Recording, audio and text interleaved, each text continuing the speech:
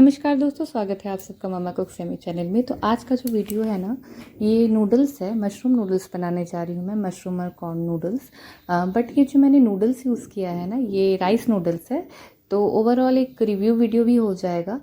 और इसको बनाने समय मैंने कुछ छोटी छोटी गलतियाँ की हैं जो मैं आपको बताऊँगी, जो आपको नहीं करनी है। ठीक है, तो सबसे पहले हमने राइस नूडल्स को उबाल लिया है नमक पानी में। तो पहले पानी को बॉईल करेंगे, उसके बाद राइस नूडल्स डालेंगे। और उसके बाद हम अपना कटा हुआ सब्जियां, जैसे एक बड़ा साइज़ का अनियन स्लाइस करके डाला हुआ था, कैप्सिकम, और उसके बाद फिर ये मशरूम, ये सबको हम क्या करेंगे, अच्छे से सौटे कर लेंगे। सौटे करने का मतलब ये है कि आप थोड़ा सा हल्का क्रंची फ्लेवर भी रख सकते हैं, बट चूँकि मेरा बच्चा पसंद करता है कि उसे थोड़ा सा मतलब गली हुई सब्जियां पसंद है, यानी कि अच्छे से सिजी हुई रहनी चाहिए, तभी वो खाता है। वरना अगर उसे थोड़ा सा भी क्रंची क्रंची लगाना तो वो फिर छोड़ देगा। नूडल्स की मैं बात कर रही हूँ, सब चीज़ पे ऐसा नहीं होता है, बट नूडल्स में उसका यही हिसाब है। तो इसको हम अच्छे से क्या करेंगे, अच्छे से हम फ्राई कर लेंगे।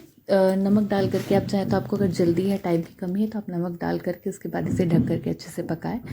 और क्रंचीनेस अगर रखना है तो बिना ढके हुए पकाएं, और थोड़ा सा अच्छे से मतलब कि मतलब पक जाए अच्छे से, थोड़ा गले ज़्यादा सब्जियाँ तो उसे ढक लें।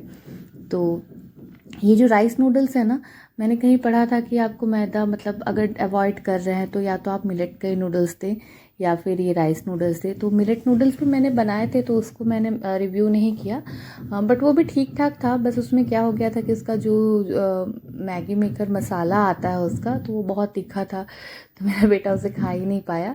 तो फिर भी मैंने ख़त्म किया उसे थोड़ा थोड़ा डाल करके, थोड़ा थोड़ा बना करके। तो इसके बाद ये मैंने वो मसाला जो आता है, मैगी वाला मसाला आता है, यही डाल दिया था इसमें। और इसको बनाने के समय हमें जो बात ध्यान में रखनी है वो ये कि आप चाहे तो ठंडे पानी में भी राइस नूडल्स को आधा घंटे तक फुला करके रखिए। पर पानी से जैसे मैंने निकाला ना उसे, तो वो क्या हुआ था, एकदम सूख गए थे नूडल्स। तो पानी से निकाले मत, आपको जब बनाना होगा ना, आप उसे मतलब जैसे ये सब्जियां फ्राई कर रहे हैं उसके ये पे 8 मिनट मतलब पहले ही निकाले, जस्ट आपको निकालना है और डाल देना है इसको ये में सब्जियों में। ठीक है, नहीं तो वो नूडल्स बड़े सूखे सूखे से हो जाएंगे। तो इन बिटवीन मैंने डाल दिया है, कॉर्न भी थे मेरे पास, स्वीट कॉर्न है, ये डाल दिया था। मैगी मेकर मसाला डाल दिया, थोड़ा सा गोलकी पाउडर डाल दिया था, तो इससे अच्छा टेस्ट आता है। और मैं डालूँगी टेस्ट के लिए थोड़ा सा, मैंने चेंज किया, सोया सॉस एक ढक्कन डाला है, और फिर इसमें केचप भी डालूँगी। तो चूँकि मैं तीखा थोड़ा अवॉइड करती हूँ, तो आप लोग चाहे तो तीखा में मतलब चिली सॉस डाल सकते हैं, तो वो भी अच्छा फ्लेवर आता है। ये चूँकि बच्चों के लिए बनती है ना, तो हम उसी हिसाब से ध्यान से मतलब बनाते हैं। और वैसे भी मेरे घर पे आपको पता ही है, कोई बहुत ज़्यादा तीखा खाना पसंद नहीं करता है, बस मेरे अलावा। तो फिर मैं भी सबके हिसाब से ढल गई हूँ, जब कोई नहीं खाता तो मुझे भी उसी हिसाब से ही चलना पड़ता है।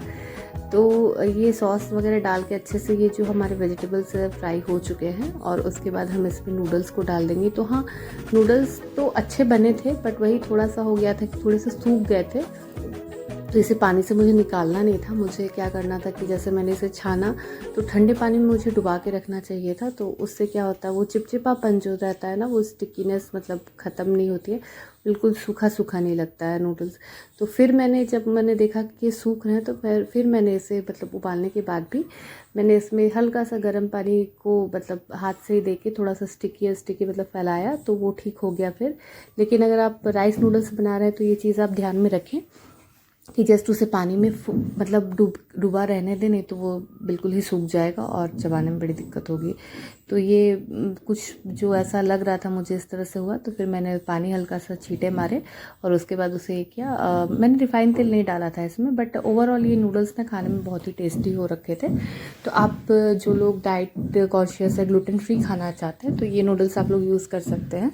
तो इंटरनेट में मिल जाएगा आपको, राइस नूडल्स करके आप सर्च करेंगे तो बहुत ही अच्छा, किसी भी ब्रांड का आप ले लो, वो फ़र्क नहीं पड़ता, मतलब अच्छा ही लगता है। और मैगी मसाला डाल के बनाओ तो ये बहुत ही अच्छा लगता है। तो रेसिपी को एंजॉय कीजिएगा, और अगर रेसिपी अच्छी लगे तो चैनल को सब्सक्राइब कर दीजिएगा। फिर मिलूंगी एक नई रेसिपी के साथ, तब तक के लिए राइस नूडल्स एंजॉय कीजिए और बताइएगा ज़रूर कमेंट करके कि कैसी लगी आपको ये रेसिपी। फिर मिलूंगी, राधे राधे।